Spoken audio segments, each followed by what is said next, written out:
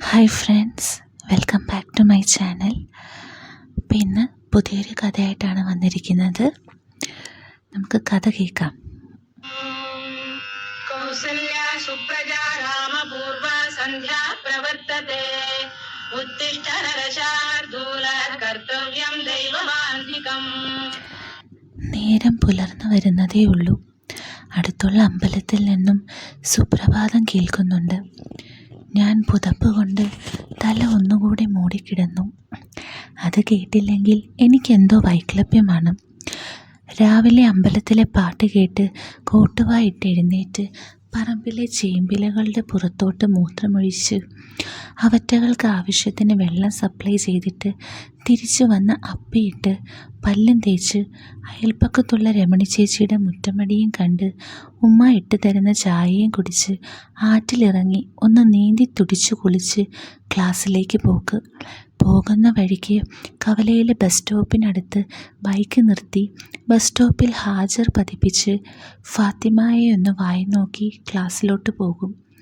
ഇതൊക്കെയാണ് എൻ്റെ ദിനചര്യകൾ. ഇവൻ ഇതുവരെ എണീറ്റില്ലേ? എന്തൊരു ഉറക്കമാണ് ചെക്കൻ.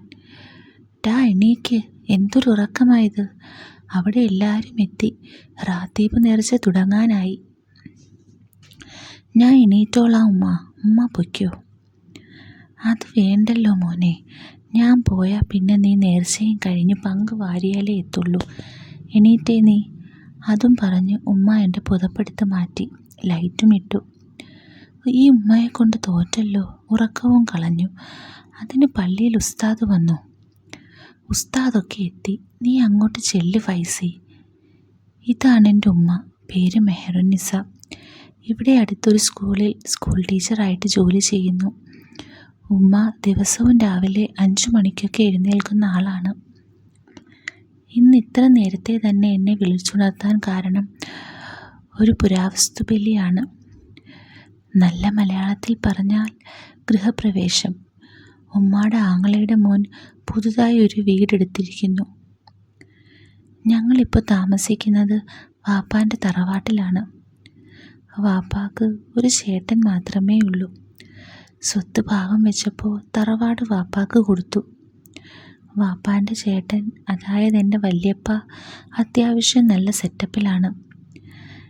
ഇക്ക ലവ് മാരേജ് ചെയ്തത് ഒരു പൂത്ത കാശുള്ള ഫാമിലിയിൽ നിന്നായിരുന്നു. സ്വന്തമായി പെട്രോൾ പമ്പ്, ഒരു സ്കൂളും മറ്റ് സ്വത്തുക്കളുമൊക്കെയുള്ള നല്ലൊരു കുടുംബത്തിൽ നിന്ന്. അതും ഒറ്റ മോളായിരുന്നുകൊണ്ട് എല്ലാം അങ്ങേർക്ക് തന്നെ കിട്ടി. എൻ്റെ ഉമ്മ ആദ്യം പമ്പിൽ ക്യാഷ്യറായിരുന്നു. പിന്നീട് ഇവരുടെ സ്കൂളിൽ LP സ്കൂൾ ടീച്ചറായിട്ട് വർക്ക് ചെയ്യുന്നത് കൊണ്ട് കാര്യങ്ങളൊക്കെ കുഴപ്പമില്ലാതെ പോകുന്നു. എൻ്റെ വാപ്പ ഇക്ബാൽ എനിക്കൊരു 8 വയസ്സുള്ളപ്പോൾ മരിച്ചതാണ്. വാപ്പാക്ക് വനം വകുപ്പിലായിരുന്നു ജോലി. ഒരൊറ്റക്കൊമ്പൻ്റെ ആക്രമണമായിരുന്നു. വാപ്പയും കൂട്ടുകാരൻ ഒരു ആൻ്റണി ചേട്ടനും സ്പോട്ടിൽ ഡെഡ്. സർവീസിലിരുന്ന് മരിച്ചതുകൊണ്ട് എനിക്ക് ഭാവിയിൽ ഒരു സർക്കാർ ജോലി ഉറപ്പാണ്. എനിക്ക് താഴെ ഒരു അനിയത്തിയുണ്ട്, മിന്നു. എന്നേക്കാൾ 6 വയസ്സിന് ചെറുപ്പം. മിന്നു എന്നൊക്കെ ഞങ്ങൾ ഓമനിച്ച് വിളിക്കുന്നതാ. ശരിക്കും അവളുടെ പേര് ഫർഹാന എന്നാണ്. വാപ്പ മരിച്ചപ്പോൾ കിട്ടുമായിരുന്ന ജോലി ഉമ്മ എനിക്കായി മാറ്റി വയ്ക്കുകയായിരുന്നു. നല്ല യോഗ്യതയുണ്ടെങ്കിൽ ഏതെങ്കിലും നല്ല പോസ്റ്റിൽ സർക്കാർ സർവീസിൽ കയറാം. വാപ്പ മരിച്ച വകയിൽ കിട്ടിയ തുകയൊക്കെ മിന്നുമോളുടെ കല്യാണത്തിന് വേണ്ടി മാറ്റി വെച്ചേക്കുന്നു. എനിക്ക് സർക്കാർ ജോലി, വാപ്പാടെ ക്യാഷ് അവൾക്ക്. അങ്ങനെയാണ് ഇന്ദുചൂടൻ്റെ ഫ്യൂച്ചർ പ്ലാൻ. പിന്നെ എന്നെ ഞാൻ പരിചയപ്പെടുത്താം. ഞാൻ ഫൈസൽ ഇക്ബാൽ. ഫൈസി എന്ന് പറഞ്ഞാലേ എല്ലാവർക്കും അറിയൂ. ഫുൾ നെയിം ടീച്ചേഴ്സ് മാത്രമേ വിളിക്കാറുള്ളൂ. +2 കഴിഞ്ഞ് നേരെ വെച്ച് പിടിച്ചത് ചെന്നൈയിലേക്ക്. നമ്മുടെ വിനീത് ശ്രീനിവാസൻ്റെ സ്വന്തം ചെന്നൈ. എനിക്കുമുണ്ട് ചെന്നൈ പാസം. 4 വർഷത്തെ സാഹസങ്ങൾക്ക് ശേഷം BTech കഴിഞ്ഞു. പഠിക്കാൻ അത്ര മോശമൊന്നുമല്ലാത്തത് കൊണ്ട് പേപ്പേഴ്സ് എല്ലാം കിട്ടിയിരുന്നു. കോഴ്സ് കഴിഞ്ഞ് വന്നിട്ട് ഇപ്പോൾ 1 മാസം ആവാറായി. ഇനി MTech ആണ് ലക്ഷ്യം. പുരാവസ്തുബലി അന്ന് പുലർച്ചെ തന്നെ റാത്തീബ് നേർച്ച നടത്തും. രാത്രിയായാലും മതി. ഇക്കയുടെ ഒരാഗ്രഹം താമസമാകുന്നതിന് മുൻപേ റാത്തീബ് നേർച്ച നടത്തണമെന്ന്. അതിന് പോകാൻ വേണ്ടിയാണ് ഉമ്മ എൻ്റെ ഉറക്കം കളഞ്ഞത്. ഉമ്മാടെ ഇക്കാക്കാൻ്റെ മോൻ ഉബൈദ്, ഞങ്ങൾക്കെല്ലാം ഉബിക്ക എന്ന് വിളിക്കും. ദുബായിൽ എഞ്ചിനീയറായിട്ട് വർക്ക് ചെയ്യുന്നു. ഉബിക്കാൻ്റെ ബീവി സുലേഖ ഇത്താത്ത, സുലു എന്ന് വിളിക്കും. അതെ, ഇതാണ് നമ്മുടെ നായിക സുലേഖ. 32 വയസ്സാണ്. കല്യാണം കഴിഞ്ഞിട്ട് 7 വർഷമായി കാണും. 5 വയസ്സുള്ളൊരു മോളുണ്ട്. ഇത്ത BEd കഴിഞ്ഞ് വീടിനടുത്തുള്ള ഏതോ സ്കൂളിൽ താൽക്കാലികമായി ടീച്ചറായി ജോലി ചെയ്യുമ്പോഴായിരുന്നു നിക്കാഹ്. പിന്നെ നിക്കാഹ് കഴിഞ്ഞപ്പോൾ ഉബിക്കാൻ്റെ കൂടെ ദുബായിലേക്ക് പോയി. അവിടെ ഏതോ ഒരു സ്കൂളിൽ ടീച്ചറായിരുന്നു. 1 വർഷം മുന്നേ മാമാക്ക് BP കൂടി സ്ട്രോക്ക് വന്നു. അതോടെ മാമ നോക്കി നടത്തി വന്ന സ്കൂൾ നാഥനില്ലാ കളരി പോലെയായി. അങ്ങനെയാണ് സുലു ഇത്തയും കുഞ്ഞും കൂടെ നാട്ടിലേക്ക് മാറുന്നത്. ഇത്താത്ത അവരുടെ സ്കൂളിൽ തന്നെ ടീച്ചറായി കയറുകയും സ്കൂൾ കാര്യങ്ങളിൽ ശ്രദ്ധിക്കാനും തുടങ്ങിയത്. അതിനുശേഷമാണ് അതുവരെ മെല്ലെ പോയിരുന്ന വീട് പണി പെട്ടെന്ന് തീർക്കുന്നതും ഇന്നിപ്പോൾ പാലുകാച്ചൽ വരെ എത്തി നിൽക്കുന്നതും. ഞാൻ കുളിച്ച് റെഡിയായി അവിടേക്ക് വെച്ച് പിടിച്ചു. നല്ല കിടിലൻ ഇരുനില വീട്. 4000 സ്ക്വയർ ഫീറ്റ് എങ്ങാനുമാണ്. സ്വിമ്മിംഗ് പൂൾ വേറെ. അല്ലേലും പൈസയ്ക്കൊന്നും ഒരു കുറവില്ലാത്തത് കൊണ്ട് 10,000 സ്ക്വയർ ഫീറ്റ് വേണമെങ്കിലും വെക്കാമല്ലോ. ഞാൻ എത്തുമ്പോഴേക്കും റാത്തീബ് തുടങ്ങിയിരുന്നു. ഇക്കയും സുലുത്തയുടെ വാപ്പയും ഉമ്മയും കൂടാതെ അവരുടെ ഫാമിലിയിൽ നിന്നും കുറച്ച് പേരുമുണ്ട്. എന്താ ഫൈസി, ഉറങ്ങിപ്പോയോ നീയ്? ഉബീക്ക് എന്നെ നോക്കി ചിരിച്ചുകൊണ്ട് ചോദിച്ചു. ഉറക്കമില്ലാതിരിക്കോ? 3-4 ദിവസമായി ഓട്ടം തന്നെയല്ലേ അവന് പണി. ക്ഷീണം കാണില്ലേ? ഉബിക്കാൻ്റെ ഉമ്മ എന്നെ സപ്പോർട്ട് ചെയ്യാൻ എന്ന വണ്ണം പറഞ്ഞു. എല്ലാവർക്കും എന്നെ വലിയ കാര്യമാണ്. വീട്ടിലും നാട്ടിലും എനിക്കൊരു നല്ല കുട്ടി ഇമേജ് ആയിരുന്നു. ദുശ്ശീലം ഒന്നും തന്നെ ഇല്ല. ഇപ്പോൾ ഇല്ല എന്ന് പറയുന്നതാവും നല്ലത്. അത് വഴിയേ പറയാം. രാഷ്ട്രീയമില്ല. ആകെയുള്ളത് കിടിലം കുറച്ച് ഫ്രണ്ട്സാണ്. ഒന്നിച്ച് ചെറുപ്പം മുതലേ കളിച്ചു വന്ന കുറച്ച് ഫ്രണ്ട്സ്. ഉമ്മ പറഞ്ഞത് ശരിയാ. കഴിഞ്ഞ കുറച്ച് ദിവസങ്ങളായി പണിയോട് പണി തന്നെയായിരുന്നു. കുടുംബത്തിൽ ചെറുപ്പക്കാരായ ആൺകുട്ടികൾ കുറവായതുകൊണ്ടും ഉള്ളവരെല്ലാം കുറേ ദൂരെ ആയതുകൊണ്ടും ഉബൈദിക്കാക്ക് എന്ത് സഹായത്തിനും എന്നെയാണ് വിളിക്കുക. അതുകൊണ്ട് തന്നെ സുലുയിത്തയുമായി നല്ലൊരു ബന്ധം ഉണ്ടാക്കിയെടുക്കാൻ കഴിഞ്ഞിട്ടുണ്ട്. അങ്ങനെ കുറച്ചു നേരം കഴിഞ്ഞപ്പോൾ റാത്തീബ് കഴിഞ്ഞു. ഉബീക്കയുടെ വാപ്പ എല്ലാവർക്കും നേർച്ച കൊടുക്കുന്നു. പിന്നാലെ സുലുത്ത വരുന്നുണ്ട്. ഓൾ ആ തട്ട വിട്ടാൽ പിന്നെ എൻ്റെ സാറേ ചുറ്റുമുള്ളതൊന്നും കാണാൻ പറ്റില്ല. നിവിൻ പോളി തട്ടത്തിമറയത്ത് സിനിമയിൽ ഈ ഡയലോഗ് പറഞ്ഞപ്പോൾ എനിക്ക് ശരിക്കും ഓർമ്മ വന്നത് സുലുത്താൻ്റെ മുഖമായിരുന്നു. ആ സിനിമയിലുള്ള നടിയൊക്കെ സുലുത്താൻ്റെ മൊഞ്ചിനു മുമ്പിൽ ഒന്നുമല്ല. ഒരൈശ്വര്യം തുളുമ്പുന്ന മുഖമാണിത്തയ്ക്ക്. നല്ല വെളുത്ത ശരീരം, എന്നു വെച്ചാൽ പൊന്നിൻ്റെ നിറം, ഒത്ത തടി. സുലുത്ത വളരെ ഹെൽത്ത് കോൺഷ്യസ് ആയ ഒരാളാണ്. അങ്ങനെ വാരി വലിച്ചൊന്നും തിന്നുകയോ സ്വീറ്റ്സ് പരമാവധി കുറച്ചും കൊണ്ടുമൊക്കെ ശരീരം നല്ലോണം ശ്രദ്ധിക്കുന്ന ആളാണ്. അതുകൊണ്ട് തന്നെ അമിതമായ വണ്ണമോ അവിടെയും ഇവിടെയും കൊഴുപ്പ് കൂടി തൂങ്ങുകയോ വയറോ ഒന്നും തന്നെയില്ല.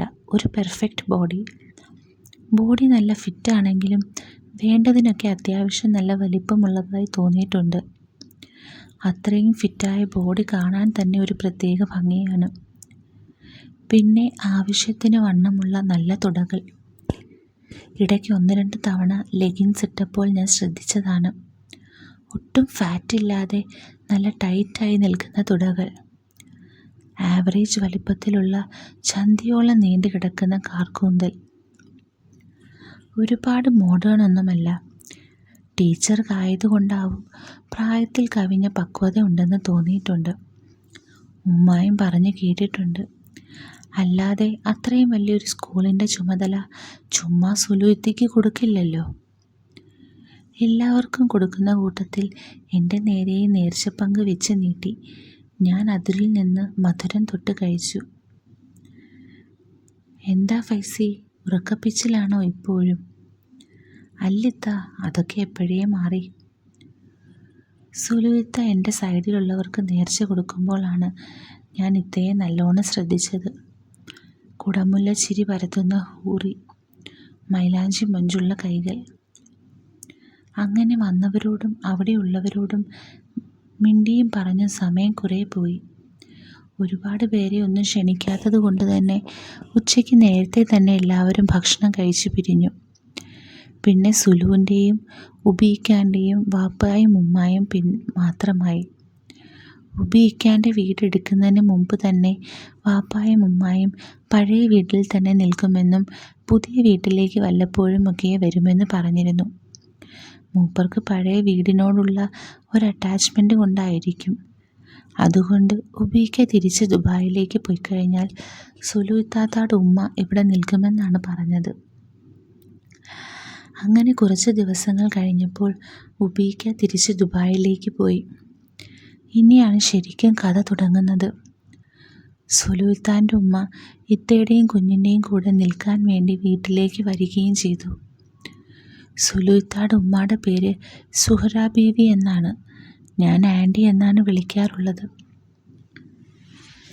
ഇടയ്ക്ക് സാധനങ്ങൾ വാങ്ങിക്കൊടുക്കാനും മറ്റുമല്ലാതെയുമായി ആ വീട്ടിലെ സന്ദർശകനായിരുന്നു ഞാൻ.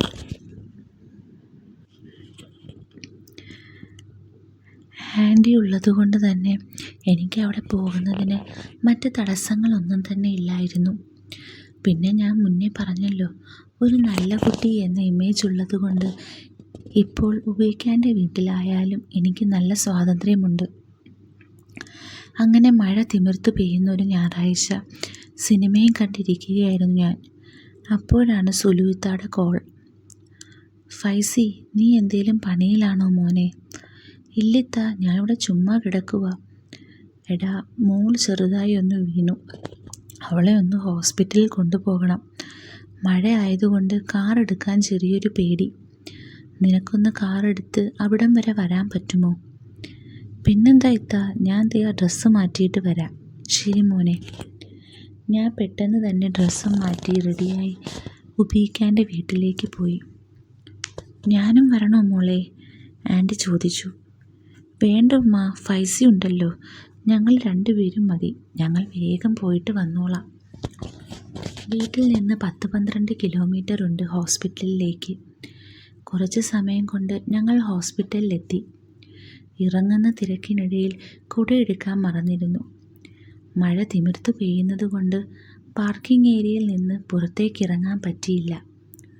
അയ്യോ, കുടയെടുക്കാൻ മറന്നല്ലോ. ഇനിയിപ്പോൾ എങ്ങനെയാണ് പുറത്തേക്ക് ഇറങ്ങുക? ഇവിടെ സെക്യൂരിറ്റി ഒന്നും കാണുന്നുമില്ലല്ലോ. ഇത്താത്ത പുറത്ത് നോക്കിക്കൊണ്ട് പറഞ്ഞു. മഴയായതുകൊണ്ടാവാം ഇത്ത അവരൊന്നും പുറത്തേക്ക് നിൽക്കാത്തത്. ഇങ്ങളിവിടെ ഇരിക്കേ, ഞാൻ പോയി കുട വാങ്ങിയിട്ട് വരാം. വേണ്ടടാ, നീ നനയില്ലേ, വെറുതെ പനി പിടിപ്പിക്കണ്ട. അത് കുഴപ്പമില്ലെത്ത. പറഞ്ഞു തീരും മുമ്പേ ഞാൻ ഡോറ് തുറന്ന് പുറത്തേക്ക് ഓടി സെക്യൂരിറ്റിയോട് കുട വാങ്ങി കാറിലേക്ക് തിരിച്ച് നടന്നു.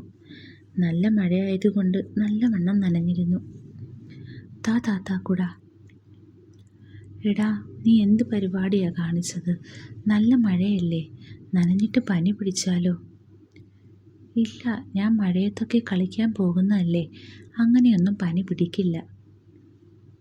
എന്നാലും. അതും പറഞ്ഞ് ഇത്ത ഹോസ്പിറ്റലിലേക്ക് പോയി. ഞാൻ കാറിൽ തന്നെ വെയിറ്റ് ചെയ്തു. കുറച്ച് സമയം കഴിഞ്ഞപ്പോൾ ഇത്ത വന്ന് ഡോറ് തുറന്ന് അകത്ത് കയറി. എടാ, നീ തല തോർത്തിയില്ലേ? ഞാൻ പറയാൻ മറന്നു. തോർത്തിയതിന് ശേഷം നീ വണ്ടി എടുത്താൽ മതി. എന്നെ കണ്ടതും എൻ്റെ തലയിൽ തൊട്ട് നോക്കിയിട്ട് ഇത്ത പറഞ്ഞു. ഈ താത്താടെ ഒരു കാര്യം. അവർക്ക് വേണ്ടി മഴ നനഞ്ഞത് കൊണ്ടാവണം ഇത്താത്ത ചുരിദാറിൻ്റെ ഷോൾ കൊണ്ട് എൻ്റെ തല തുവർത്തി തന്നു. കാറിൽ സുലൂത്തയുമായി അങ്ങനെ ആദ്യമായാണ് ഞാൻ തൊട്ടുരുമിയിരിക്കുന്നത്. താത്ത ചുരിദാറിൻ്റെ ഷോള് കൊണ്ട് തല തുവർത്തുമ്പോൾ ആ മൈലാഞ്ചി മൊഞ്ചുള്ള കൈകളിൽ അണിഞ്ഞ വളകളിലായിരുന്നു എൻ്റെ നോട്ടം. സുലുവിത്ത കൈയിറക്കം കുറഞ്ഞൊരു ചുരിദാറാണ് ധരിച്ചിരിക്കുന്നത്. താത്തയും അല്പം നനഞ്ഞിട്ടുണ്ടായിരുന്നു. കാറിൽ സുലുവിത്താൻ്റെ അത്തറിൻ്റെ മണം നിറഞ്ഞു നിന്നു. ഞാൻ പെട്ടെന്ന് എൻ്റെ ചിന്തകൾ വീണ്ടെടുത്തു. ഞങ്ങൾ തിരിച്ച് വീട്ടിലേക്ക് യാത്രയായി. പിറ്റേന്ന് രാവിലെ എണീറ്റ് അപ്പോഴാണ് എനിക്ക് മനസ്സിലായത് ചെറിയ രീതിയിൽ ജലദോഷവും പനിയും പിടിച്ചിരിക്കുന്നു. ഉമ്മയുടെ വക രാവിലെ ഉപദേശവും ചീത്ത പറച്ചിലും എല്ലാം കഴിഞ്ഞ് ഉമ്മ സ്കൂളിലേക്ക് പോയി. ഞാൻ പുതപ്പിനടിയിൽ പുതച്ച് കിടന്നുറങ്ങി. വൈകുന്നേരം ആരോ തട്ടി വിളിക്കുന്നത് കേട്ടിട്ടാണ് ഞാൻ കണ്ണ് തുറന്നു നോക്കിയത്. നോക്കുമ്പോൾ മുമ്പിൽ ഉമ്മയും സുലുവിത്തയും. പനി കുറവുണ്ടോ മോനെ? ഉമ്മ ചോദിച്ചു. കുഴപ്പമില്ലുമ്മ, പാരസെറ്റമോൾ കുടിച്ചു, ഇപ്പോൾ കുറവുണ്ട്. മോളിരിക്ക്, ഞാൻ ചായ എടുക്കട്ടെ. അതും പറഞ്ഞ് ഉമ്മ പുറത്തേക്ക് പോയി. വേണ്ട മാമി, ഞാൻ ഇപ്പോൾ ഇറങ്ങുവേ. ഇവൻ കിടത്തത്തിലാണെന്നറിഞ്ഞപ്പോൾ വന്ന് കണ്ടിട്ട് പോകാമെന്ന് കരുതി. ഇത്താത്ത പറയുന്നത് കേൾക്കാതെ നിൽക്കാതെ ഉമ്മ അടുക്കളയിലേക്ക് പോയി. എന്താ ഫൈസി, നല്ല പനിയുണ്ടോ? നോക്കട്ടെ. അതും പറഞ്ഞ് ഇത്താത്ത എൻ്റെ നെറ്റിയിലും കഴുത്തിലും കൈവച്ച് നോക്കി. ആകെ മൊത്തത്തിൽ ചൂടായി നിൽക്കുന്ന ശരീരത്തിൽ താത്തയുടെ മൃദുസ്പർശമേറ്റപ്പോൾ ആകെ ഒരു കുളിര്. ഇത്താത്തയുടെ വാത്സല്യത്തോടെ ഉള്ളൊരു നോട്ടം കൂടെ ആയപ്പോൾ എനിക്കാകെ എന്തോ പോലെ തോന്നി. ഇപ്പോൾ കുറവുണ്ട് താത്ത, അത് പുറത്ത് കാണിക്കാതെ ഞാൻ പറഞ്ഞു. ഞാൻ അപ്പോഴേ പറഞ്ഞില്ലേ മഴയത്ത് പുറത്തിറങ്ങണ്ട, പനി പിടിക്കുമെന്ന്. മൂത്തവ പറഞ്ഞാൽ ആദ്യം കഴിക്കും, പിന്നെ മധുരിക്കും. മോൻ കേട്ടിട്ടില്ലേ? പോയി താത്ത, അതുകൊണ്ടൊന്നുമല്ല. വൈകുന്നേരം ഞാൻ കളിക്കാനും പോയിരുന്നു. അവിടുന്ന് മഴ കൊണ്ടിരുന്നു. എനിക്കങ്ങനെ പനി പിടിക്കാത്തതാണ്. ഇതെന്താണെന്നറിയില്ല. ആ ബെസ്റ്റ്. പിന്നെ മഴയത്ത് കളിക്കാനും പോയിരുന്നോ? കൊള്ളാലോ. ഇനിയിപ്പോൾ 1-2 ദിവസത്തേക്ക് മോൻ അടങ്ങിയിരിക്കാമല്ലോ. അങ്ങനെ കുറച്ചു നേരം സംസാരിച്ച് സുലൂത്ത വീട്ടിലേക്ക് തിരിച്ചു പോയി. പിന്നെ 1-2 ദിവസം കഴിഞ്ഞ് എൻ്റെ പനിയൊക്കെ മാറിയതിന് ശേഷമാണ് ഞാൻ താത്താടെ വീട്ടിലേക്ക് പോയത്. ഞാൻ പോകുമ്പോൾ സുലൂത്തയും മോളും മുറ്റത്ത് നിന്ന് ചെടി നനയ്ക്കുകയും ചെടി വൃത്തിയാക്കുകയും ചെയ്യുകയായിരുന്നു. ആ, പനിയൊക്കെ മാറി ഉഷാറായല്ലോ, എന്നെ കണ്ടപ്പോൾ താത്ത പറഞ്ഞു. ആ താത്ത, എല്ലാം മാറി. ചെടി നനയിലാണോ? ആ ഫൈസി, ചെടി നനയുമുണ്ട്. പിന്നെ കുറച്ച് ചെടി വാങ്ങിയിരുന്നു, അത് നടുകയും വേണം. നിനക്ക് ക്ഷീണമൊന്നുമില്ലെങ്കിൽ എന്നെ ഒന്ന് ഹെൽപ്പ് ചെയ്യാമോ? അതിനെന്താ, ഞാൻ എന്താ ചെയ്യേണ്ടത്? നിൽക്ക്, ഒരു 5 മിനിറ്റ്. ചെടി നനച്ച് കഴിഞ്ഞിട്ട് ഞാനും വരാം. നമുക്ക് പുറകിലത്തെ പറമ്പിൽ നിന്ന് കുറച്ച് മണ്ണ് എല്ലാ ചട്ടിയിലും നിറയ്ക്കണം. ശരി താത്ത. ഒരു ബ്ലൂ കളർ ചുരിദാറാണ് ഇത്തയുടെ വേഷം. എന്നാ വാ, നമുക്ക് മണ്ണ് നിറയ്ക്കാം. ഇവിടെ ഉമ്മ ഉണ്ടെങ്കിൽ ഞാൻ നിന്നെ ബുദ്ധിമുട്ടിക്കില്ലായിരുന്നു. എനിക്കെന്ത് ബുദ്ധിമുട്ട്? ഞാൻ ചുമ്മാ ഇരിക്കുവല്ലേ. അല്ല, ആൻറ്റി എവിടെ പോയി? ഓ, നീ അറിഞ്ഞില്ലല്ലോ. വീട്ടിൽ അനിയത്തി വന്നിട്ടുണ്ട്. അവൾക്കിപ്പോൾ 7-ാം മാസമാണല്ലോ. അവളെ കൂട്ടിക്കൊണ്ട് വന്നു. ഇനി ഉമ്മ ഇപ്പോൾ അടുത്തൊന്നും ഇങ്ങോട്ടേക്കുണ്ടാവില്ല. അപ്പോൾ താത്തയും മോളും ഇവിടെ തന്നെ നിൽക്കുവാണോ? ഞാൻ ആദ്യം കരുതിയത് ഉപ്പയുടെയും ഉമ്മായുടെയും കൂടെ പോയി നിൽക്കാമെന്നായിരുന്നു. അപ്പോൾ ഉബീക്കയാണ് പറഞ്ഞത്, പുതിയ വീടല്ലേ, ഇപ്പോൾ തന്നെ അടച്ചിട്ട് പോകുന്നത് ശരിയല്ലല്ലോ എന്ന്. പിന്നെ എന്തെങ്കിലും ആവശ്യത്തിന് നിങ്ങളെല്ലാം താഴെ തന്നെ ഉണ്ടല്ലോ, അതുകൊണ്ട് ഒറ്റയ്ക്ക് നിന്ന് നോക്കാമെന്ന് വിചാരിച്ചു. ആ, അതും ശരിയാ. പുതിയ വീടല്ലേ, ആൾ താമസമില്ലേ, പെട്ടെന്ന് പൊടി പിടിക്കും. അതും പറഞ്ഞ് ഞാൻ മണ്ണ് കൊത്താൻ തുടങ്ങി. ഇത്ത ചട്ടി എടുത്തു കൊണ്ടുവന്നു. ഞാൻ മണ്ണ് നിറയ്ക്കുമ്പോൾ ഇത്ത കുനിഞ്ഞു നിന്ന് അത് ലെവൽ ചെയ്യുന്നുണ്ടായിരുന്നു. കുനിഞ്ഞു നിൽക്കുമ്പോൾ സുലൂത്തയുടെ താലിമാല പുറത്തേക്ക് വീണു. ചുമ്മാ അവിടേക്ക് നോക്കിയപ്പോൾ പുറത്തേക്ക് വീണ് കിടക്കുന്ന താലിമാലയിലേക്ക് നോട്ടം പോയി. ഉബൈദ് എന്നെഴുതിയ ലോക്കറ്റ്. ഡി അല്പം മോഡിഫൈ ചെയ്തിട്ട് ഒരു വാല് കൂടെയുണ്ട്. സുലൂത്തയുടെ നീണ്ടു മെലിഞ്ഞ് വെളുത്ത കഴുത്തിൽ ആ സ്വർണ്ണമാല കിടന്ന് തിളങ്ങുന്നത് കാണാൻ നല്ല ഭംഗിയുണ്ട്. ഞാൻ പെട്ടെന്ന് ശ്രദ്ധ മാറ്റി. നീ വന്ന് കാലും കൈയും കഴുക്, ഞാൻ ചായ എടുക്കട്ടെ. വേണ്ട താത്ത, ഞാൻ പോട്ടെ, പോയിട്ട് പിന്നെ വരാം. അത് പറ്റില്ല, ഇവിടുന്ന് ചായ കുടിച്ചിട്ട് പോയാൽ മതി. അപ്പോഴാണ് ഞാൻ താത്തയുടെ മുഖം ശ്രദ്ധിച്ചത്. വെള്ളത്തുള്ളികൾ കൺപീലികളിലും ചുണ്ടിലും കഴുത്തിലും നിറഞ്ഞിരുന്നു. കുറച്ച് മുടികൾ നനഞ്ഞ് അത് മുഖത്തേക്ക് വീണ് കിടക്കുന്നു. ഇങ്ങനെ കാണുമ്പോൾ സുലൂത്തക്ക് എന്തോ ഒരു പ്രത്യേക ഭംഗി എനിക്ക് തോന്നി. ശരി താത്ത, എന്നാ നീ കാല് കഴുകിയിട്ട് അകത്തേക്കിരിക്കെ, ഞാൻ ഈ ഡ്രസ്സൊന്ന് ചേഞ്ച് ചെയ്യട്ടെ. ആദ്യമായിട്ടാണ് ഇത്രയും മൂളുമുള്ളപ്പോൾ ഞാൻ അകത്തേക്ക് കയറുന്നത്. പുതിയ വീടെടുത്തതിന് ശേഷം ഇതുവരെ അങ്ങനെ ഒരു അവസരം ഉണ്ടായിട്ടില്ല. നേരത്തെ പറഞ്ഞതുപോലെ എനിക്ക് എല്ലായിടത്തുമുള്ളൊരു ഫ്രീഡം കാരണമായിരിക്കും താത്ത മറ്റൊന്ന് ചിന്തിക്കാതെ എന്നോട് അകത്ത് കയറിയിരിക്കാൻ പറഞ്ഞതും. അങ്ങനെ ഞാൻ അകത്ത് കയറി TV ഓൺ ചെയ്തു. അപ്പോൾ തന്നെ പാത്തുവും വന്ന് TV കാണാനിരുന്നു. ഒരു 5 മിനിറ്റ് കഴിഞ്ഞതിന് ശേഷം താത്ത ഡ്രസ്സ് മാറ്റി പുറത്തേക്ക് വന്നു. ഇപ്പോൾ ഒരു വയലറ്റ് നൈറ്റിയാണ് വേഷം. താത്താക്ക് ഒരുവിധം എല്ലാ കളറും ചേരുന്ന പോലെയാണ് എനിക്ക് തോന്നിയത്. കുറച്ച് കഴിഞ്ഞപ്പോൾ താത്ത ചായ ഉണ്ടാക്കി ഡൈനിങ് ടേബിളിൽ വെച്ചു. പാത്തു, ഫൈസി, രണ്ടുപേരും വന്ന് ചായ കുടിക്കും. പിന്നെ എന്താ ഫൈസി ഭാവി പരിപാടി? ലാസ്റ്റ് സെമിസ്റ്ററിൻ്റെ റിസൾട്ട് വരാൻ കാത്തു നിൽക്കുകയാവുമല്ലേ? അതേ ചേച്ചി, ലാസ്റ്റ് സെമിസ്റ്ററിൻ്റെ റിസൾട്ട് വന്നിട്ടില്ല. എംടെക്കിന് പോകണമെന്ന് വിചാരിക്കുന്നു. നിനക്കപ്പോൾ പുറത്തേക്കൊന്നും പോകാൻ താല്പര്യമില്ലേ? ഇപ്പോൾ എല്ലാവരും യൂറോപ്യൻ കൺട്രീസിലും ഗൾഫിലുമൊക്കെ അല്ലേ പോകുന്നത്? ഇല്ലത്താ, എനിക്കങ്ങനെ പുറത്ത് സെറ്റിൽഡ് ആവാൻ താല്പര്യമില്ല. വാപ്പാടെ ഡൈൻ ഹാർനസ് ജോലി ഉള്ളത് കൊണ്ട് നല്ലൊരു പോസ്റ്റ് കിട്ടാനാ എംടെക് കൂടെ എടുക്കുന്നത്.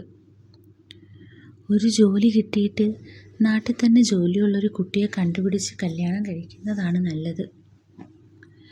ആദ്യമായിട്ടായിരിക്കും ഒരാൾ എൻ്റെ കല്യാണത്തെക്കുറിച്ചൊക്കെ സംസാരിക്കുന്നത്. ഇതുവരെ ഉമ്മായോ മിന്നുവോ അങ്ങനെ ആരും ഒന്നും സംസാരിച്ച് ഞാൻ കേട്ടിട്ടില്ല. അതുകൊണ്ടായിരിക്കും എനിക്കെന്തോ ചിരി വന്നു. എനിക്കൊരു 29-30 ആയിട്ട് മതിയെന്നേ. 30 വരെ ഒന്നും പോകണ്ട ഫൈസി, നമ്മുടെ ആളുകൾ അത്രയൊന്നും പോകാറില്ല. ഒരു 26-27 കഴിക്കുന്നതാണ് നല്ലത്. അപ്പോൾ നിനക്ക് പ്രായം കുറവുള്ള ഒരു മൊഞ്ചത്തെ കുട്ടിയെ കിട്ടുകയും ചെയ്യും. ഒരുപാട് വൈകിയാൽ പിന്നെ പെണ്ണ് കിട്ടാനൊക്കെ പാടായിരിക്കും. ഇപ്പോഴുള്ള പെൺകുട്ടികൾക്ക് എല്ലാം 100 കണ്ടീഷൻസാണ്. ജോലി ഉള്ളതുകൊണ്ട് മാത്രം കാര്യമുണ്ടാവില്ല. അതല്ല, നീ ഇനി വേറെ ആരെയെങ്കിലും കണ്ടുവച്ചിട്ടുണ്ടോ? ഫാത്തിമയുടെ കാര്യം പറയണോ എന്ന് ആലോചിച്ചു. വേണ്ട, അങ്ങനെ ആരുമില്ലേ താത്ത. എനിക്കങ്ങനെ കല്യാണം കഴിക്കണമെന്ന് തോന്നിയ ഒരാളുമില്ലായിരുന്നു. എല്ലാവരും ഭയങ്കര മോഡേൺ ആയിട്ടാണ് എനിക്ക് തോന്നിയത്. അവരുടെയൊക്കെ ലൈഫ് സ്റ്റൈൽ തന്നെ വേറെയാണ്. അതെന്താ, നിനക്ക് മോഡേൺ ആയിട്ടുള്ള കുട്ടികളെ ഇഷ്ടമല്ലേ? ഫൈസിക്ക് കല്യാണം കഴിക്കാൻ പോകുന്ന കുട്ടിയെക്കുറിച്ചുള്ളൊരു സങ്കല്പം ഒന്ന് പറഞ്ഞേ കേൾക്കട്ടെ. അങ്ങനെയൊന്നുമില്ലത്താ, എനിക്ക് സുലൂത്താനെ പോലെ നല്ല ഭംഗിയുള്ള കണ്ണുകളുള്ള മൊഞ്ചത്തിയെ മതി. പൊതുവെ പെൺപിള്ളേരുടെ സൗന്ദര്യം പുകഴ്ത്തുന്നത് അവർക്കിഷ്ടമാണല്ലോ. സുലൂത്താക്ക് അത് നന്നായി ബോധിച്ചു എന്ന് എനിക്ക് മനസ്സിലായി. എൻ്റെ അത്ര നല്ല കണ്ണുകളാണോ? ഇത്താത്ത കൊഞ്ചിക്കൊണ്ട് ചോദിച്ചു. ഇത്ര നല്ല മാൻമിഴിയുള്ള മൊഞ്ചത്തിയെ ഞാൻ എൻ്റെ ലൈഫിൽ വേറെ കണ്ടിട്ടില്ല. സുലൂത്താടെ മുഖത്ത് തിളക്കം. എടാ, നീ എന്നെ ഒന്ന് ഹെൽപ്പ് ചെയ്യണം. എന്താ പറഞ്ഞോ? കുറച്ച് ദിവസം നീ ഇവിടെ നിൽക്കണം. പേപ്പർ വാല്യുവേഷനാണ്. എല്ലാം കൂടെ എനിക്ക് ഒറ്റയ്ക്ക് നോക്കാൻ വയ്യ. ഇതൊക്കെ ഒറ്റയ്ക്ക് വാല്യൂ ചെയ്യണമെന്ന നിയമം. നീ എൻ്റെ കൂടെ ഇരുന്ന് പേപ്പർ നോക്കിക്കോ. പുറത്താരും അറിയാനും പാടില്ല. കൊച്ചു കുട്ടികളുടെ പേപ്പറല്ലേ, നിനക്ക് പാടൊന്നുമില്ലല്ലോ. ഞാൻ സുലൂത്താടെ കൂടെ ഒരു വീട്ടിൽ നിൽക്കാൻ പോകുന്നു. എനിക്ക് ഓണം ബമ്പർ അടിച്ചതുപോലെ. പിന്നെന്താ താത്ത, ഞാൻ റെഡി. ഓ, താത്തയും പാത്തുവും മാത്രമേ ഉള്ളൂ, കൂടെ ഞാനും. പൊളിച്ചു. ഇനി ഞാനൊരു കാര്യം ചോദിക്കട്ടെ? പറ, താത്തായ്ക്ക് കല്യാണത്തിന് മുന്നേ അഫെയർ വല്ലതും ഉണ്ടായിരുന്നോ? ഇല്ലടാ, അങ്ങനെയൊന്നും ഇല്ലായിരുന്നു. അത് വെറുതെ. ഇപ്പോൾ ഇത്രയും ലുക്കുണ്ടെങ്കിൽ അന്തക്കാലത്ത് എങ്ങനെയുണ്ടായിരുന്നേനെ? അങ്ങനെയുള്ളൊരാൾക്ക് അഫെയർ ഒന്നും ഇല്ലായിരുന്നു എന്ന് പറഞ്ഞാൽ വിശ്വസിക്കാൻ ഇത്തിരി ബുദ്ധിമുട്ടാണ്. വളരെ നൈസായിട്ട് ഞാൻ താത്തയെ വീണ്ടും പൊക്കി അടിച്ചു കൊടുത്തു. ആ സീൻ ഒന്നുകൂടി അങ്ങ് കളറാക്കി. കിട്ടുന്ന അവസരങ്ങളിലെല്ലാം പെണ്ണുങ്ങളെ പൊക്കി അടിച്ചു കൊടുക്കുക അതൊരുപാട് ഗുണം ചെയ്യും. ഇല്ലടാ, സത്യമായിട്ടും ഒന്നുമില്ലായിരുന്നു. എന്തോ താത്തയുടെ ഭംഗിയെക്കുറിച്ച് പറഞ്ഞതുകൊണ്ടാവും അതുവരെ ഇല്ലാത്തൊരു നാണത്തോടെയാണ് സുലൂത്ത മറുപടി പറഞ്ഞത്. ഇത് കണ്ടോ, ഞാൻ എല്ലാം തുറന്നു പറഞ്ഞിട്ടും താത്ത ഒന്നും പറയുന്നില്ല. ഞാനിപ്പോൾ ശശിയായി. അല്ല മോനെ, സത്യമായിട്ടും 3-4 പ്രപ്പോസലൊക്കെ വന്നിരുന്നു. പക്ഷേ ഞാൻ ആരുമായിട്ടും കമ്മിറ്റഡ് ഒന്നും ആയില്ല. ആഹാ, അതെന്താ? 4 പേരിൽ ആരെയും ഇഷ്ടപ്പെട്ടില്ലേ? ഇല്ലടാ, അന്ന് ലവിനോടൊന്നും ഒരു താല്പര്യമില്ലായിരുന്നു. പഠിക്കുക, ഒരു ടീച്ചറാവുക, അതൊക്കെയായിരുന്നു മനസ്സിൽ. ആ, ബെസ്റ്റ് പഠിപ്പിയായിരുന്നല്ലേ? പിന്നെ എങ്ങനെ സെറ്റാവാനാണ്? അല്ലടാ, പഠിപ്പിയായതുകൊണ്ടല്ല, എന്തോ ലവിനോടൊന്നും ഒരു താല്പര്യമില്ലായ്മ, അല്ലെങ്കിൽ ഒരു പേടി പോലെയൊക്കെ ആയിരുന്നു. അതൊക്കെ മണ്ടത്തരമായിരുന്നെന്ന് എനിക്കിപ്പോൾ തോന്നാറുണ്ട്. അതെന്താ അങ്ങനെ? സീരിയസ് ആയിട്ടൊന്നും ആയില്ലെങ്കിലും ചെറുതായി ഒന്ന് ലവ് ചെയ്ത് ഒരു അഫയറിൻ്റെ ആ ഒരു ഫീലൊക്കെ അനുഭവിക്കാമായിരുന്നു. ആ സമയത്ത് അതൊന്നും ചെയ്യാതെ പിന്നീട് നമ്മൾ വിചാരിച്ചാലും അതൊന്നും സാധിക്കില്ല. അതിനെന്താ, കല്യാണം കഴിഞ്ഞിട്ട് ഹസ്ബൻഡിനെ ലവ് ചെയ്യാമല്ലോ. എന്ത് ലവ് മോനെ?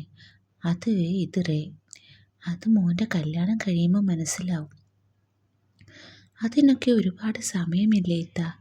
പെട്ടെന്ന് മനസ്സിലാകണമെങ്കിൽ ഇത്ത പറയേണ്ടി വരും. നമ്മളൊരു റിലേഷനിലാവുമ്പോൾ ഒരുപാട് നേരമുള്ള ഫോൺ വിളിയും പുറത്ത് കറങ്ങാൻ പോകലുമൊക്കെ ആയിട്ട് 2 പേരുടെ ലവ് അങ്ങ് പീക്ക് പോയിന്റിലെത്തും. ഒരു പക്ഷേ ഏതൊരാണും പെണ്ണും അനുഭവിച്ചറിയേണ്ട ഒരു ഫീൽ തന്നെയാവും അത്. സ്നേഹം കൊണ്ട് വീർപ്പ് മുട്ടിക്കുക എന്നൊക്കെ പറയില്ലേ? നേരെ മറിച്ച് കല്യാണം കഴിഞ്ഞാൽ ഗ്രാഫ് പീക്ക് പോയിന്റിൽ നിന്ന് പതിയെ താഴോട്ടേക്ക് പോകും. ഓ, അങ്ങനെ. അപ്പോൾ ഇത്ത പറയുന്നത് ലവ് ചെയ്താൽ മാത്രം മതി, കല്യാണം കഴിക്കേണ്ട എന്നല്ലേ? അങ്ങനെയാണെങ്കിൽ ഞാൻ വല്ല ലിവിങ് റിലേഷൻഷിപ്പിനും ട്രൈ ചെയ്യുന്നതാവും നല്ലത്, അല്ലേ? അയ്യടാ, ഞാൻ എന്തോ പറഞ്ഞെന്ന് വെച്ച് ഒരു ലൈസൻസായി എടുക്കണ്ട. അതൊക്കെ എപ്പോഴേ എടുത്തു. പിന്നെ സീരിയസ് ആയി ട്രൈ ചെയ്യണം. ഒരു ലിവിങ് ടുഗെദർ ഒക്കെ സെറ്റാക്കണം. ഇപ്പോൾ കിട്ടിയത് തന്നെ, നീ അങ്ങ് ചെന്നാൽ മതി. ആദ്യം ജോലി സെറ്റാക്കട്ടെ, എന്നിട്ട് ഒരു ലിവിങ് റിലേഷൻഷിപ്പിനെല്ലാം ട്രൈ ചെയ്യണം. എന്ത് ട്രൈ ചെയ്താലും വേണ്ട, മോൻ അബദ്ധമൊന്നും കാണിക്കാതിരുന്നാൽ മതി. പിന്നെ കേസായി പുകിലായി എന്തിനാ വെറുതെ? പിന്നെ സർക്കാർ ജോലി കിട്ടുന്നതൊക്കെ അങ്ങ് പോകും. അതൊക്കെ വേണോ? താത്ത കളിയാക്കിക്കൊണ്ട് പറഞ്ഞു. അതിനൊക്കെ എന്തൊക്കെ വഴികളുണ്ട്, നമ്മളോട് ഇഷ്ടമുള്ളവരുമായി പോരെ? അതാരടാ? അതല്ല ഇത്ത, അങ്ങനെ ആരെങ്കിലും ഉണ്ടായിരുന്നേ? എന്നാ നീ ഇവിടെ വന്ന് നിൽക്കുമ്പോൾ ഞാനുമായി ലിവിങ് ടുഗെദർ ആണെന്ന് സങ്കല്പിച്ചോ. എന്നിട്ടൊരു പൊട്ടിച്ചിരി. സംസാരത്തിൻ്റെ രീതി പതിയെ പതിയെ മാറുന്നത് എനിക്ക് മനസ്സിലായി. എൻ്റെ ശരീരത്തിൽ ആകെ ഒരു കുളിരും വല്ലാത്തൊരു ഫീലും അനുഭവപ്പെട്ടു. അങ്ങനെ 1-2 സംസാരിച്ച് കുറേ നേരം കഴിഞ്ഞതിന് ശേഷമാണ് ഞാൻ വീട്ടിലേക്ക് പോയത്. ഞങ്ങൾ 2 പേരും കുറേ കൂടി ഓപ്പണായിട്ട് സംസാരിക്കാൻ തുടങ്ങിയിരുന്നു. അങ്ങനെ ഒരു വെള്ളിയാഴ്ച വൈകുന്നേരം സുലൂത്താൻ്റെ കാറ് സർവീസിന് കൊടുക്കാൻ വേണ്ടി ഞങ്ങൾ ടൗണിലേക്ക് പോയി. കാർ അവിടെ ഒരു ദിവസം വെക്കേണ്ടത് കൊണ്ട് ഇത്ത കാറിലും ഞാൻ സ്കൂട്ടറിലുമാണ് പോയത്. സ്കൂളിൽ നിന്ന് നേരെ വരുന്നത് കൊണ്ട് ഒരു ഗ്രീൻ സാരി ആയിരുന്നു ഇത്തയുടെ വേഷം. എടാ, എന്നാൽ നമുക്ക് പോയാലോ? ശരി, ഇത്ത കേറ്. എടാ, എനിക്ക് വൺ സൈഡ് കയറി അങ്ങനെ ശീലമില്ല. സാരി ആയതുകൊണ്ട് ടു സൈഡ് ഇരിക്കാനും ബുദ്ധിമുട്ടാണ്. അത് കുഴപ്പമില്ല ഇത്താ, ഞാൻ പതിയെ പോകും, നല്ലോണം പിടിച്ചിരുന്നാൽ മതി. സുലൂത്ത വണ്ടിയിൽ കയറി വൺ സൈഡ് ഇരുന്നു. ഇത്ത എൻ്റെ ഷോൾഡറിൽ കൈവച്ചു. ഞാൻ ആദ്യം കുറച്ചു ദൂരം വളരെ പതിയെയാണ് പോയത്. പിന്നെ കുറച്ച് സ്പീഡ് കൂട്ടാൻ തുടങ്ങി. ഇടാ, എൻ്റെ ബാലൻസ് പോകുമെന്നൊരു പേടി. അത് കേട്ട പാതി കേൾക്കാത്ത പാതി ഒരു കൈ കൊണ്ട് ഞാൻ ഇത്തയുടെ കൈ ഷോൾഡറിൽ നിന്നും എടുത്ത് എൻ്റെ വയറിലേക്ക് വെച്ചു. ഇവിടെ നല്ലോണം പിടിച്ചാൽ മതി, ബാലൻസ് പോവില്ല. ഇത്തയുടെ കൈകൾ എൻ്റെ വയറിനെ ചുറ്റിപ്പിണഞ്ഞു. വീഴാതിരിക്കാൻ മുറുകെ പിടിച്ചു. ഞാൻ എപ്പോഴും ചിന്തിക്കുന്ന, ആഗ്രഹിക്കുന്ന പെണ്ണിൻ്റെ കൈ എൻ്റെ വയറിന് മുകളിലാണെന്നുള്ളത് എൻ്റെ ഉള്ളിലെ സന്തോഷം വർദ്ധിപ്പിച്ചു. ഇത്തയ്ക്ക് പക്ഷേ എൻ്റെ വയറിന് പുറകെ പിടിക്കുന്നതിൽ ഒരു കംഫർട്ടില്ലായ്മ ഒന്നും എനിക്ക് തോന്നിയില്ല. ഇത്ത വളരെ കൂളായിട്ടാണ് ഇരിക്കുന്നത്. അല്ലേലും എൻ്റെ മനസ്സിൽ മാത്രമാണല്ലോ ഓരോ ചിന്തകളുള്ളത്. ഇനി സുലൂത്താക്ക് എന്നോട് ഇഷ്ടമുണ്ടാകുമോ? ഒരു പിടിയും കിട്ടുന്നില്ല. അങ്ങനെ കുറച്ച് ദിവസം കൂടെ കഴിഞ്ഞു പോയി. ഇതിനിടയ്ക്ക് എൻ്റെ ലാസ്റ്റ് സെമസ്റ്റർ റിസൾട്ട് വന്നിരുന്നു. പേപ്പറെല്ലാം കിട്ടി. പിന്നെ ഒട്ടും വൈകാതെ ഞാൻ എംടെക് അഡ്മിഷന് വേണ്ടിയുള്ള പണി തുടങ്ങി. അങ്ങനെ ഒരു വൈകുന്നേരം ഗ്രൗണ്ടിൽ കളിക്കുമ്പോഴാണ് സുലൂത്തായുടെ കോള് വന്നത്. ഫൈസി, നീ എവിടെയായിപ്പോ? ഞാൻ ഗ്രൗണ്ടിലായിത്താ, കളിക്കുകയാ. എടാ, എനിക്ക് ഗ്യാസിൻ്റെ ഒരു പ്രശ്നം, വല്ലാത്ത ബുദ്ധിമുട്ട്. മോന് ബുദ്ധിമുട്ടാവില്ലെങ്കിൽ ഒരു ടാബ്ലറ്റ് കൊണ്ട് തരാൻ പറ്റുമോ? എനിക്ക് വണ്ടി എടുത്ത് പോകാൻ പറ്റില്ല, ആ ഒരു കണ്ടീഷനിലല്ല. ഓ, അതിനെന്താ, ഞാനിപ്പോൾ തന്നെ വാങ്ങിയിട്ട് വരാം. മോനെ വൈകല്ലേ. ഞാൻ കളി നിർത്തി മെഡിക്കൽ ഷോപ്പിൽ പോയി ടാബ്ലറ്റ് വാങ്ങി. ഇറങ്ങാൻ നോക്കുമ്പോൾ നല്ലൊരു മഴ പെയ്തു. ഒരു 5 മിനിറ്റ് ഞാൻ വെയിറ്റ് ചെയ്ത് നോക്കി. മഴ നിൽക്കുന്ന ലക്ഷണമൊന്നുമില്ല. വണ്ടിയിലാണെങ്കിൽ കോട്ടുമില്ലായിരുന്നു. ഞാൻ അപ്പോൾ തന്നെ വണ്ടിയും എടുത്ത് ഇത്താടെ വീട്ടിലേക്ക് പോയി. ഇത്താ, വാതിൽപ്പടിയിൽ നിന്ന് ഞാൻ നീട്ടി വിളിച്ചു. നീ എത്തിയോ? മോന് ബുദ്ധിമുട്ടായോ? കളിക്കുന്നിടത്ത് നിന്ന് വന്നതല്ലേ? അതും പറഞ്ഞുകൊണ്ടാണ് ഇത്ത പുറത്തേക്ക് വന്നത്. അത് കുഴപ്പമില്ല താത്ത. എടാ, നീ നനഞ്ഞു വന്നതാണോ? നിന്റെ കൈ കോട്ടില്ലായിരുന്നോ? ഇല്ല, കോട്ട് കഴിഞ്ഞ ദിവസം ഉണക്കാനിട്ടതായിരുന്നു. എടുത്ത് വണ്ടിയിൽ വെക്കാൻ മറന്നുപോയി. എന്നിട്ട് നീ മഴയത്ത് നനഞ്ഞു വന്നതാണോ? മഴ നിൽക്കുമോ എന്ന് നോക്കിയിട്ട് പോരായിരുന്നോ? ഇത്ത വൈകല്ലേ എന്ന് പറഞ്ഞപ്പോൾ ഞാൻ കരുതി അർജൻറ്റായിരിക്കുമെന്ന്. നല്ല ബുദ്ധിമുട്ടുണ്ട് മോനെ. ടാബ്ലറ്റ് ഇപ്പോൾ കിട്ടിയത് നല്ലതാണ്. എന്ന് വെച്ച് നീ മഴയത്ത് വന്ന് പനി പിടിച്ചാലോ? മുൻപ് പനി പിടിച്ച് കിടന്നത് ഓർമ്മയില്ലേ? ഇല്ല ഇല്ല, പനി പിടിക്കില്ല. എന്നാൽ ഞാൻ ഗ്രൗണ്ടിലേക്ക് പോട്ടെ. അടി, നിന്നോടല്ലേ ഞാനിപ്പോൾ പറഞ്ഞത് മഴയത്ത് ഇറങ്ങേണ്ടെന്ന്. നീ ഇങ്ങോട്ട് കയറി വാ, തല തോർത്ത്, ഞാൻ കട്ടൻ ചായ എടുത്തു തരാം. ഞാൻ ആകെ നനഞ്ഞിട്ടുണ്ടിത്താ. ഞാൻ എന്നാൽ വീട്ടിലേക്ക് പോയി മാറ്റിയിട്ട് വരാം. നീ വീട്ടിലേക്ക് പോകുമെന്ന് പറഞ്ഞ് ഗ്രൗണ്ടിലേക്ക് പോകും. അത് വേണ്ട, നീ കയറിയിരിക്കെ. ഞാൻ ഉപയോഗിക്കാൻ്റെ ടീഷർട്ടും ഒരു മുണ്ടും എടുത്തു വരാം. പിന്നെ ഇത്താത്തയോട് തർക്കിക്കാൻ ഞാൻ നിന്നില്ല. മഴ നനഞ്ഞ് വന്നതുകൊണ്ടുള്ള കുളിരും താത്തയുടെ സാമീപ്യവും കൊണ്ട് എനിക്ക് എന്തോ പോലെയൊക്കെ ആയിരുന്നു.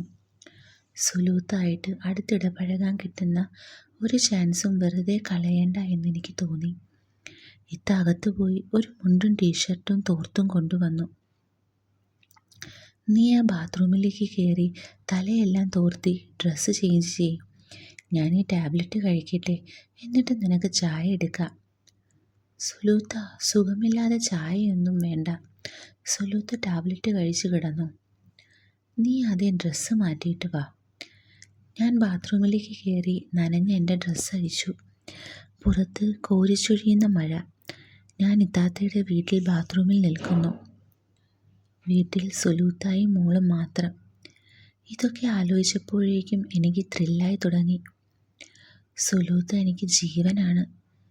എന്നെ ഒന്ന് ഇഷ്ടമാണെന്ന് ഒരു വാക്കിത്ത പറഞ്ഞിരുന്നെങ്കിൽ. അതോ എന്നെ ശരിക്കും ഇഷ്ടമാണോ? ഫൈസി, നീ നനഞ്ഞ ഡ്രസ്സ് മുകളിൽ വാഷിംഗ് മെഷീനിൽ കൊണ്ടിട്ട് ഡ്രൈ ചെയ്യണേ. എനിക്ക് മുകളിലോട്ട് കയറാൻ വയ്യ.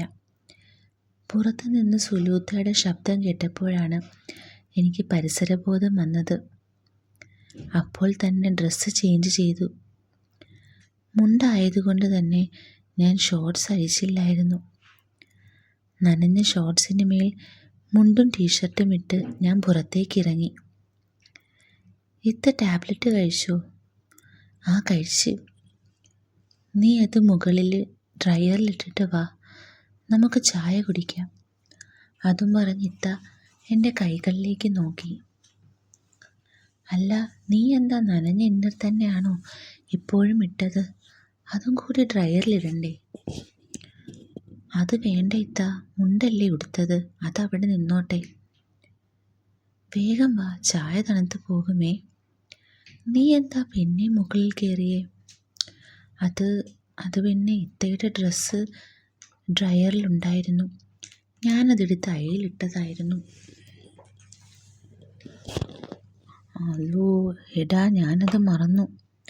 രാവിലെ വാഷ് ചെയ്തിട്ടതായിരുന്നു. പിന്നെ ഗ്യാസിൻ്റെ പ്രശ്നം വന്നപ്പോൾ മറന്നു പോയതാ. നിനക്കെന്നെ വിളിച്ചാൽ പോരായിരുന്നോ? ഞാൻ വന്ന് എടുത്തു തരില്ലായിരുന്നോ? അബദ്ധം പറ്റിയല്ലോ എന്നോർത്ത് തലയ്ക്ക് കയ്യും കൊടുത്തുകൊണ്ടാണ് സുലൂത്ത ചോദിച്ചത്. ഞാൻ ഇത്തയുടെ ഡ്രസ്സെല്ലാം എടുത്ത് അയയിലിട്ടു എന്ന് കേട്ടപ്പോൾ ഇത്താക്ക് ഒരു ചമ്മലോ നാണമോ എന്തൊക്കെയോ വന്നു. അത് കുഴപ്പമില്ല ഇത്ത മുകളിലോട്ട് കയറി ബുദ്ധിമുട്ടണ്ട എന്ന് കരുതി. സുഖമില്ലാത്തതല്ലേ. അല്ല, പാത്തുവിന് ചായ വേണ്ടേ? അവൾ നല്ല ഉറക്കത്തിലാ, ഞാൻ പിന്നെ കൊടുത്തോളാം.